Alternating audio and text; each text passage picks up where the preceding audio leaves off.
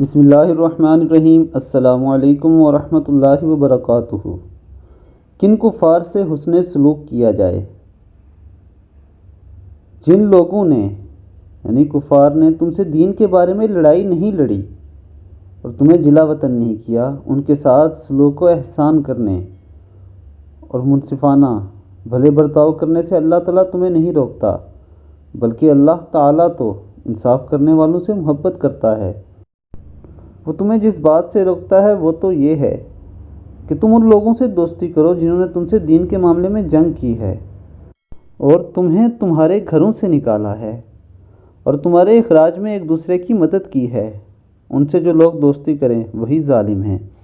ان دو آیات مبارکہ میں اللہ تعالیٰ نے مسلمانوں کو حکم دیا ہے کہ جو کفار یا نان مسلم تمہارے ساتھ لڑائی نہیں لڑتے بلکہ امن کے ساتھ رہتے ہیں تمہارے ساتھ، تو تم بھی ان کے ساتھ احسن طریقے سے پیش آؤ۔